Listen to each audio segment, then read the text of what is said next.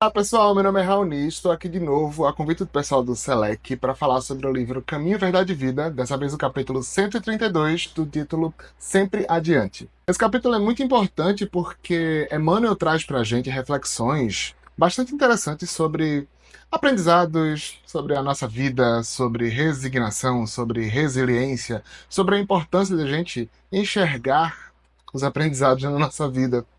É uma coisa que nem sempre a gente consegue fazer, às vezes é bem difícil, mas as reflexões desse capítulo são bastante interessantes nesse sentido. Antes de começar, eu gostaria de convidar quem se sente confortável a fechar os olhos e me acompanhar na prece inicial para que a gente possa se harmonizar e dar início a mais esse estudo da doutrina espírita. Senhor Deus, muito obrigado por essa oportunidade, por a gente estar aqui juntos novamente estudando a doutrina espírita e a gente possa se alinhar e se sintonizar com a espiritualidade do bem, com a espiritualidade bem intencionada e a espiritualidade que quer contribuir para a nossa evolução e para o nosso adiantamento moral. Que esse momento de estudo, nesse aqui que a gente está passando, de estudo desse livro tão interessante que é O Caminho, Verdade e Vida, a gente possa se harmonizar e possamos refletir sobre as informações e os ensinamentos que estão aqui nesse livro e que a gente possa também aplicar esses ensinamentos na nossa vida. Que assim seja.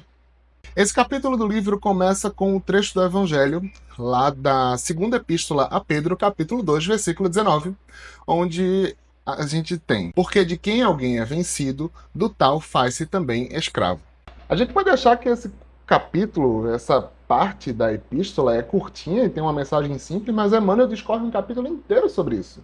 E ele toca em vários assuntos interessantes que a gente vai falar um pouco nesse vídeo. Em linhas gerais, Emmanuel entende essa passagem como uma metáfora para a natureza humana e como a gente se prende ao que muda e se prende ao que a gente perde ou que se transforma quando a gente passa por alguma mudança. Emmanuel começa a discorrer sobre o assunto falando que o espírito encarnado, a fim de alcançar os altos objetivos da vida, precisa reconhecer sua condição de aprendiz, extraindo o proveito de cada experiência sem escravizar-se. O dinheiro ou a necessidade material, a doença e a saúde do corpo são condições educativas de imenso valor para os que saibam aproveitar o ensejo de elevação em sua legítima essência. Aqui Emmanuel já começa a trazer para a gente uma visão interessante sobre o que é o aprendizado na nossa vida e o que é experiência e o que faz a gente crescer enquanto pessoas e se transformar enquanto pessoas. Eu costumo falar que tudo na vida é aprendizado. E isso é uma coisa que eu aprendi dentro da doutrina espírita. Aprendi dentro das condições e dos ensinamentos que a gente traz dentro da doutrina. Porque na doutrina espírita a gente aprende que muitas coisas que a gente se apega no passado, nos ensinamentos de outras vertentes religiosas ou de outras visões do mundo, não necessariamente é trazido dentro da doutrina espírita. Então, conceitos como pecado, como punição pelo pecado, como penas eternas por pecados ou por faltas, ou até recompensas eternas pelo bom comportamento, a gente não tem isso dentro dos conceitos espíritas. Então, resta a gente observar a nossa existência enquanto humanos como uma transformação constante e como um aprendizado constante. Por isso eu passei a começar a observar que tudo na vida da gente é aprendizado. Tudo que acontece na vida da gente são chances que a gente tem de aprender e de se transformar. E nesse trecho que Emmanuel traz, o primeiro aprendizado que eu consegui identificar foi essa questão da gente enxergar os aprendizados que a gente tem na nossa vida, sejam eles fáceis, sejam eles prazerosos, ou sejam eles difíceis e bastante doloridos, a gente precisa aprender a enxergar tudo isso como parte do processo que a gente passa durante a nossa própria transformação. E durante a nossa própria vida, que é transitória. É difícil, a gente vai falar um pouco mais para frente sobre isso, mas é difícil a gente, às vezes, se enxergar como seres eternos quando a gente está preso aqui na matéria e quando a gente está preso nessa vida que a gente tem. e nas condições de vida que a gente passa. Então, às vezes, olhar para o aprendizado, para o sofrimento principalmente, e enxergar um aprendizado nele é bem difícil. É bastante difícil mesmo. Porque a gente tem a visão da gente fechada, sabe? Aquela visão fechada pela matéria, pela natureza da existência na matéria. A gente vive aqui num plano de provas e expiações, num mundo físico, num corpo físico, e a gente tem influência de tudo isso. Influência da matéria, influência do corpo físico, influência do meio, influência da sociedade, tanta influência. Quando a gente junta tudo, às vezes é difícil separar o aprendizado e entender que a gente está transitoriamente aqui na Terra. Está passando aqui na Terra um período de aprendizado e de entendimento e de transformação, mas que a gente eventualmente vai voltar para o plano espiritual. Se preparar, aprender lá de novo, voltar de novo para a Terra, e assim o ciclo da reencarnação se repete. Enxergar esse ciclo quando a gente está aqui preso na matéria é muito difícil. Porque a gente esqueceu a nossa vida no plano espiritual, porque principalmente quando a gente não tem tanto contato com o plano espiritual, né? Não tem uma mediunidade ostensiva, ou não tem uma forma, né, de interagir diretamente com o plano espiritual, fica tudo muito no âmbito da subjetividade. A gente sabe que existe, a gente tem as indicativos que são trazidos pelas obras espíritas e pelos fenômenos espíritas, mas enxergar o plano espiritual e lembrar que esse plano espiritual é a nossa casa, às vezes é muito difícil. E outra coisa que é difícil, às vezes, da gente realizar na cabeça da gente, que faz parte da nossa existência, é o plano encarnatório, inclusive. A gente vive aqui na Terra, antes de vir para a Terra, né? Durante a estadia que a gente passa no plano espiritual, a gente tem relatos nas obras espíritas de que existe toda uma preparação para a nossa encarnação, que existe todo um planejamento, existe toda uma construção desse plano encarnatório que carrega e conecta e é composto por oportunidades de aprendizado, planejamentos de oportunidades de aprendizados que a gente vai ter aqui na Terra. Nem todas são agradáveis. E isso é uma coisa que às vezes a gente esquece. Isso porque o plano encarnatório também serve como um planejamento de descargas dos nossos débitos encarnatórios, dos nossos débitos do passado, que são, a gente já falou sobre isso em outros vídeos, mas que a gente entende como sendo cargas energéticas que a gente carrega no nosso corpo, no nosso perispírito, no nosso corpo espiritual, que foram produzidos no passado. Porque, como só o nosso eu do passado sabe, mas elas estão aqui com a gente e a gente tem que lidar com elas. E parte desse processo de lidar com essas cargas é também incluído no plano encarnatório. São incluídas oportunidades, condições de existência, condições corporais, condições sociais. Tudo isso é adicionado no plano encarnatório para que seja facilitado o processo de descarga dessas cargas energéticas, desses débitos encarnatórios que a gente carrega. Mas uma coisa importante que a gente tem que ter em mente sobre o plano encarnatório, sobre esse grande planejamento de aprendizados que é feito no plano espiritual para a gente, é que a gente tem que desvencilhar um pouco esse conceito de um conceito muito comum no imaginário popular e no nosso conhecimento das diferentes sociedades, que é o destino. Plano encarnatório não é destino. Da mesma forma que os aprendizados que a gente passa logo na nossa vida não estão escritos. Isso é o que a gente entende através da psicografia dos espíritos e do material que foi trazido pelos espíritos. Não está necessariamente tudo escrito certinho como vai acontecer.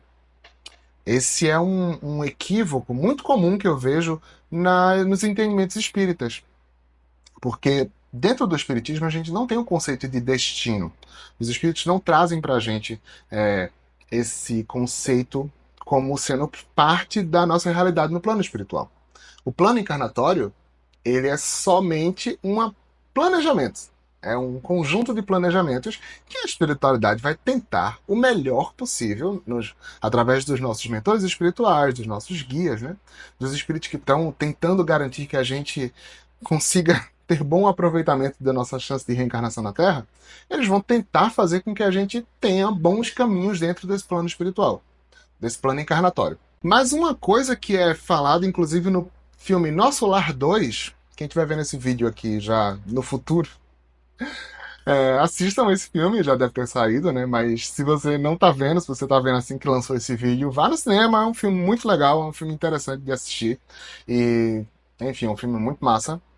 E lá em Nosso Lar 2, a- o pessoal do filme teve o cuidado de falar sobre plano encarnatório como sendo um planejamento, como sendo algo que pode dar errado, como sendo algo que pode sair diferente do que foi planejado, porque justamente a gente não trabalha com esse conceito de destino. A nossa existência depende do nosso livre-arbítrio, depende do livre-arbítrio das pessoas que estão ao nosso redor, das decisões das pessoas que são diretamente ligadas com a gente e das pessoas da nossa sociedade. Depende de tanta coisa que não tem como a gente olhar e dizer assim: plano encarnatório vai acontecer com certeza, a espiritualidade vai garantir que o plano encarnatório vai acontecer. Não dá. Não dá porque são muitas variáveis.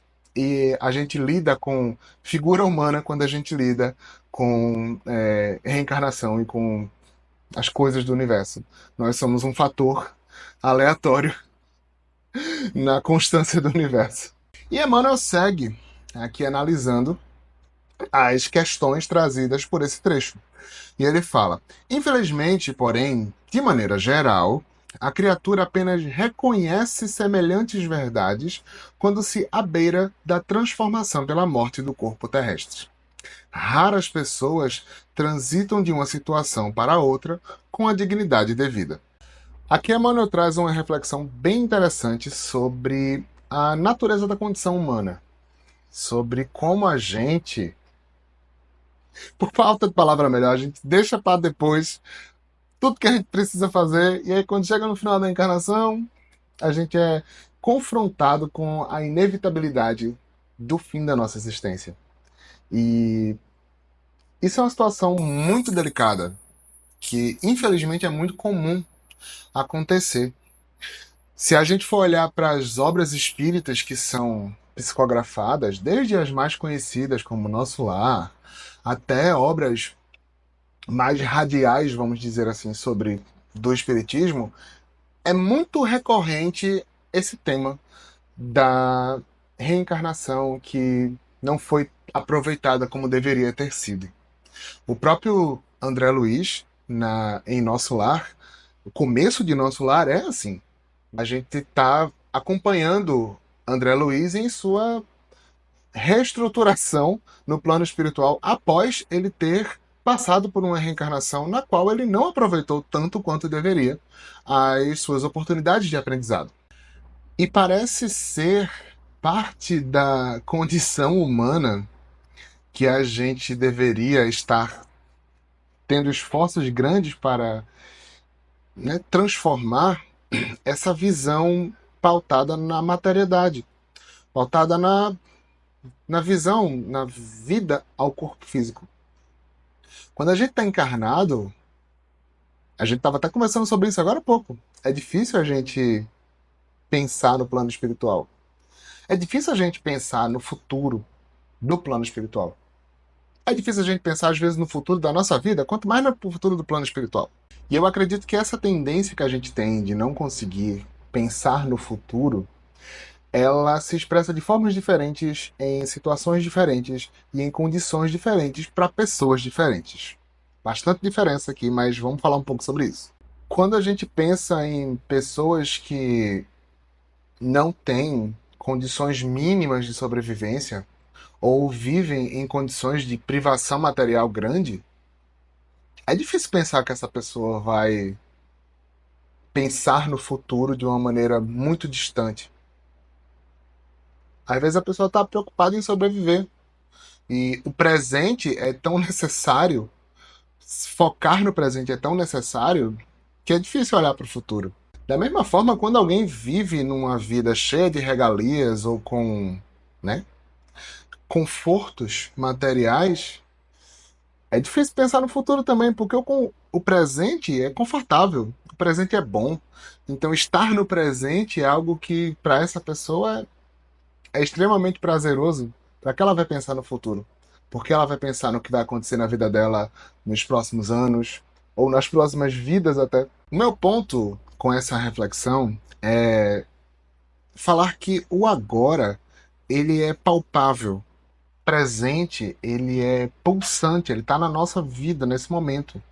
Quando a gente pensa no presente, a gente pensa nisso aqui que a gente está vivendo agora. Você está assistindo esse vídeo agora, eu estou aqui gravando esse vídeo. É isso que a gente está fazendo nesse momento. O presente que a gente vive, ou o momento em que a gente se encontra, ele é muito forte para a gente, muito intenso, porque é o que a gente está vivendo. E o futuro não. O futuro é abstrato, o futuro é incerto, o futuro é probabilístico, são centenas de possibilidades diferentes. E viver pensando no futuro parece difícil. É difícil a gente se deslocar do passado e olhar para o futuro e pensar: poxa, tá, o que que eu estou fazendo hoje para garantir meu aprendizado e para garantir meu avanço para meu futuro, para meu eu do futuro? Eu, particularmente, penso muito no Raoni do futuro, às vezes, quando eu deixo uma coisa para fazer depois. Eu digo que isso é um problema do Raoni do futuro. É uma das muitas vezes que eu penso no meu eu do futuro. Mas pensar nesse eu do futuro de uma maneira saudável, dizendo o que que eu vou fazer hoje para melhorar a vida do meu eu do futuro? Melhorar a minha própria vida no futuro. Para garantir um aprendizado, para garantir um crescimento, para garantir que eu serei alguém melhor amanhã, ou daqui a 10 anos, ou daqui a 200 anos. Esse futuro, além da encarnação, é ainda mais difícil. Para ser sincero, conversando com vocês agora, é uma das primeiras vezes em muito tempo que eu tenho refletido sobre isso. Quando eu estava preparando material para esse vídeo, eu fiquei refletindo assim, poxa, eu penso, qual a frequência que eu penso nas minhas próximas vidas? O que é que eu estou fazendo hoje e agora? Qual é o aproveitamento que eu estou tendo do meu aprendizado hoje que eu vou colher nas próximas vidas? Eu, para ser sincero, foi uma das primeiras vezes que eu refleti sobre isso enquanto eu fazia o conteúdo desse vídeo. Mas é uma reflexão interessante. E isso casa com o que Emmanuel estava falando. Quando a gente não se prepara, quando a gente não aproveita as nossas oportunidades de aprendizado, a gente se depara às vezes com uma estrada final, né? O fim da encarnação, onde a gente ainda está com aquela bagagem que a gente trouxe da encarnação anterior. E tem coisa que a gente olha assim e faz, caramba, né? Eu não tenho referências suficientes para dizer a vocês que de fato acontece isso, mas existem relatos nas obras espíritas que falam sobre essa visão que a gente tem da encarnação quando a gente desencarna, em que passa-se, né, esse filme. Outras religiões e outras visões de mundo também têm esse conceito. Imagina só, o filme que passa na cabeça da gente quando a gente olha e pensa assim: eita, passou a encarnação toda, o que foi que eu fiz? Agora eu vou ter que preparar de novo para poder entrar em outra encarnação. Chance a gente vai ter, né? Existem encarnações, tantas encarnações quanto forem precisas para que a gente evolua e avance. Mas o que Emmanuel traz aqui nessa reflexão é essa urgência da gente não deixar a bagagem da gente, que a gente trouxe da encarnação anterior, voltar igual. A gente tá levando o débito encarnatório para passear. Se a gente, né, não toma tempo na nossa vida para pensar no futuro e para pensar no avanço que a gente precisa ter. E outro efeito que a gente vê nas obras espíritas, justamente dessa postergação, desse postergar da nossa reforma íntima e dos nossos aprendizados, é essa sensação de não completude, de não fiz o que eu devia ter feito. E a gente tem que tomar muito cuidado com esses sentimentos. Porque sentimentos assim, o sentimento de incompletude, o sentimento da promessa, né, do plano encarnatório mal cumprido, toda essa frustração, toda essa tristeza, tudo isso vem à tona. Quando a gente percebe a existência do plano espiritual, né, se percebe no plano espiritual, e inconscientemente a gente sabe, a gente tem essa consciência. Quando o espírito tem um certo avanço evolutivo, já inconscientemente tem essa consciência da existência do plano espiritual e do que a gente se propõe a fazer aqui na Terra. E essas sensações esses pensamentos e emoções de incompletude e de tristeza são emoções pesadas, são emanações pesadas que aumentam a densidade do nosso perispírito e da nossa psicosfera. Quando o André Luiz desencarna, que ele vai para o umbral, a passagem dele no umbral é muito bem relatada em nosso lar. E eu vejo muita gente comentando como se a passagem no umbral de André Luiz tivesse sido exclusivamente por causa do problema que ele teve com alcoolismo, com álcool. Ah, porque André Luiz era alcoólatra, porque ele bebia muito, ele prejudicou o fígado e por causa disso ele foi para o umbral. A gente não pode ser tão categórico quando a gente fala de ir ao umbral. O que eu tô querendo falar para vocês aqui, passar para vocês, é que sentimentos como esse, de incompletude, de chegar no fim da encarnação e perceber, poxa, o que foi que eu fiz com a minha vida, o que foi que eu fiz com a minha encarnação, eles são contribuintes para uma estadia mais longa no umbral. Porque são sentimentos pesados, são sentimentos que aumentam a densidade do nosso perispírito e da nossa psicosfera. Então, a passagem pelo umbral, ela é diferente para cada pessoa. E não tem como a gente ser categórico e dizer que porque você faz isso, você vai para esse lugar do umbral, não existe isso. Mas sentimentos como esse podem contribuir para a gente passar mais tempo lá do que a gente deveria e para a gente demorar mais para se equilibrar quando a gente desencarna. Porque é algo natural, assim. Não é como se existisse um tribunal que vai dizer: ah, você não fez o que você se prometeu no seu plano encarnatório, então você tá no umbral. É a nossa própria consciência, é a nossa própria percepção de que eu desencarnei e eu não fiz o que eu tinha prometido, o que eu tinha planejado. É isso que prende a gente no umbral.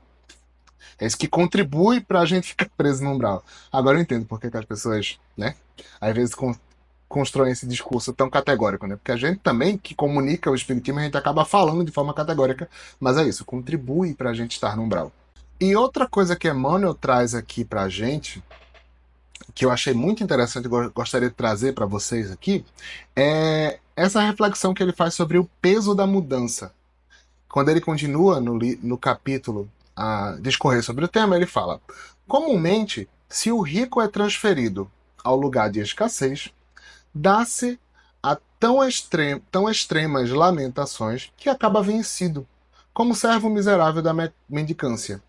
Se o pobre é conduzido a elevada posição financeira, não raro se transforma em ordenador insensato, escravizando-se à extravagância e à tirania. É difícil para a gente, enquanto humano, lidar com mudança. E eu acho que Emmanuel traz muito isso aqui nessa interpretação que ele faz. Porque ele usa muito fortemente o exemplo da migração social, né? Tanto a migração para você que vivia numa condição desfavorecida e passa a ter condições financeiras, para o contrário também. É um exemplo bem categórico, é um exemplo que eu acho que ele facilita muito a materialização do conceito, que é o conceito da transformação na nossa vida e dos aprendizados que vêm dessa transformação. Quando a gente está num patamar eu não diria nem só financeiro, mas um patamar de vida, independente de como isso seja, um patamar confortável.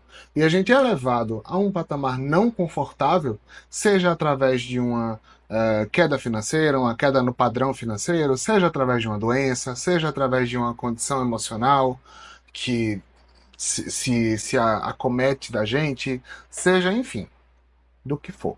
Se a gente está numa situação de conforto e passa para uma situação de desconforto, são diferentes aprendizados que a gente consegue disso, entendeu? Aprendizados possíveis disso. No exemplo da questão financeira mesmo, a gente já vai ter oportunidades de exercer a resiliência, a humildade, deixar de lado o orgulho, a vaidade. No contrário também, quando a gente está numa situação ruim e vai para uma situação boa, no exemplo da situação financeira, já é uma outra oportunidade, já é uma oportunidade de exercer a empatia, de exercer a caridade, de exercer a de lutar contra a própria ganância, o próprio orgulho, a própria vaidade. Mas no fim das contas, na moral da história, por assim dizer, eu vejo que esse trecho, Emmanuel tenta trazer pra gente a dificuldade que a gente tem em lidar com mudanças. Porque não são só as mudanças financeiras e de condições de vida que trazem provas e oportunidades de aprendizado pra gente. Quando a gente tá, se a gente tá saudável e a gente é acometido por uma doença, é um teste de resiliência que muitas vezes é duríssimo da gente passar. Dependendo da situação que acontece, das condições que acontecem, é uma prova muito grande. E são provas que é difícil, infelizmente, às vezes a gente vê alguém passar tão bem quanto a, vamos dizer assim, o que está escrito nos livros indica, sabe? Porque não dá, a gente é humano, a gente sente dor.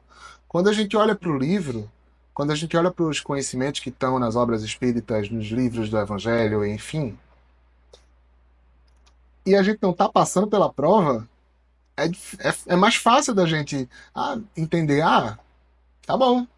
Então, se eu estiver passando por uma situação difícil, eu preciso ter resiliência, eu preciso deixar meu orgulho de lado, eu preciso deixar minha vaidade de lado. Mas na hora que dói, na hora que a gente passa pela prova, seja ela qual for, é difícil. Porque aí bate onde dói. E é na hora da dor que a gente realmente coloca à prova o que a gente aprendeu. Será que a gente internalizou todo aquele aprendizado que a gente viu nas obras espíritas, que a gente viu na reunião pública, que a gente viu seja lá onde for? É na hora da dor que é colocada à prova. Ou na hora em que a gente se transforma para situações e é colocado em situações e se coloca em situações de aprendizado, de, de prova mesmo, assim, né? No caso de você estar numa situação desconfortável e entrar numa situação confortável, também é uma prova. Mas eu acho que uma coisa que pode ajudar a gente a internalizar mais fortemente esses conceitos é a gente perceber que o mundo é feito de mudanças. Eu não consigo pensar. Enquanto eu preparava para o vídeo, eu tentei achar alguma coisa que era imutável além de Deus, mas eu não consegui achar nada que seja permanente, nada que não mude depois de um certo tempo, sabe? Os materiais mais resistentes da Terra um dia vão se decompor e vão se transformar em outras coisas. O plástico, que é um problema muito grande para o nosso meio ambiente, tem uma validade indeterminada. A gente não sabe exatamente quando acontece a degradação do plástico, mas acontece. Tudo eventualmente vai se transformar. Então por que que a gente é diferente? Por que que a gente resiste tanto à mudança, resiste tanto ao aprendizado e ao avanço das coisas? Essa é uma reflexão importante. Eu não tenho a resposta exata para isso, mas é interessante a gente pensar sobre o que que na nossa vida está levando a gente a resistir tanto à mudança, a resistir tanto à transformação, a resistir tanto à desconstrução de preconceitos, de conceitos, de pensamentos, de atitudes e a transformar nossas próprias atitudes e a internalizar aprendizados da gente. A gente não é diferente do resto do universo. O resto do universo está em constante movimento e constante transformação. Por que que a gente ia ser diferente? Emmanuel finaliza esse trecho do capítulo com um convite à resiliência, que eu achei bem interessante. Ele fala: é imprescindível muito cuidado para que as posições transitórias não paralisem os voos da alma. Guarda a retidão de consciência e atira-te ao trabalho edificante. Então, a teus olhos, toda a situação representará oportunidade de atingir o mais alto e o mais além. Eu acho que esse é um convite interessante à resiliência, a gente aprender a lidar com a passagem, a transformação, a mudança. Porque é disso que o mundo é feito. A gente vinha falando sobre isso e a Emmanuel reforça aqui que é, a transformação é parte do universo. E cabe a gente utilizar das nossas oportunidades de aprendizado e dos nossos momentos da nossa vida para seguir adiante, para alçar voos mais altos. Emmanuel é tido como um espírito avançado, um espírito sábio, um espírito de bastante envergadura de conhecimentos. Mas Emmanuel não nasceu assim. Nenhum espírito nasceu 100% evoluído. Todos nós fomos criados simples e ignorantes. Todos os espíritos foram criados da mesma forma, simples e ignorantes. E todos os espíritos passaram e passam e continuam passando pelo processo de evolução que é natural do universo.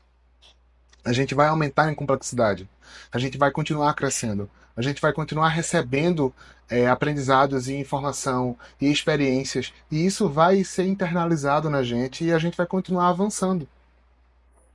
Cabe a gente, segundo o próprio Emmanuel fala aqui no texto, saber aproveitar as oportunidades para acelerar esse processo. Porque o universo, Deus e o universo, sabem muito bem como conversar com a gente.